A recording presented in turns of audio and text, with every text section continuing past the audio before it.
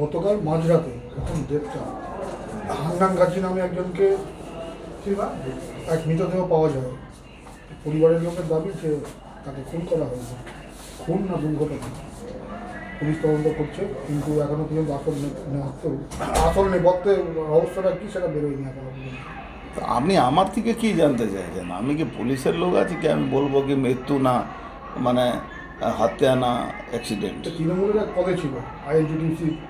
ওই হান্নান গাজী যাকে আমি চিনি, ওই পলতা রেল লাইনের ধারে জোর করে জায়গা দখল করে ওখানে যত বৌদ্ধিষ্ট ফ্যামিলি আছে তার থেকে তোলাবাজি করা, ড্রাগ বিক্রি করা, ওখানে টোটো অটো 4 নম্বর প্ল্যাটফর্মে নিচে একটা পার্টি অফিস আছে, ওখানে বসে রোজ মদ খাওয়া, মহিলাদের উপরে টিটকারি করা, মানে অত্যাচারের চরম সীমা ছিল, মাঝে মাঝে বোমবাজি করা।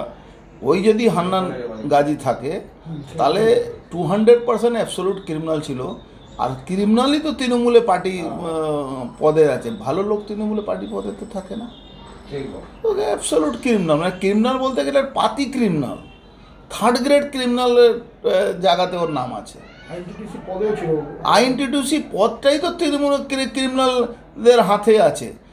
টোটো অটো থেকে পয়সা তুলে 50 টাকা করে পার ডে টোটো অটো থেকে পয়সা তোলে এরা পার ডে। ওখান থেকে কোনো আরও যদি ওই হয়ে তাহলে একটা গণ্ডগোল চলছে। ওখানকার একটা কাউন্সিলর আছে, সেও ক্রিমিনাল আছে, সেও তোলাবাজ আছে, ও দুবার এনডিপিএস খেয়েছিল, তার সঙ্গে ওর গণ্ডগোল চলছিল। ওই পলতা এয়ারফোর্সের অপোজিটে যে একটা প্রজেক্ট ছিল, ওই প্রজেক্টটা বন্ধ ছিল, আবার চালু হওয়ার কথা আছে।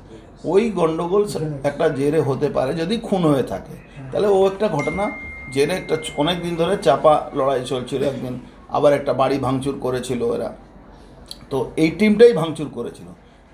মেবি এটাও হতে পারে।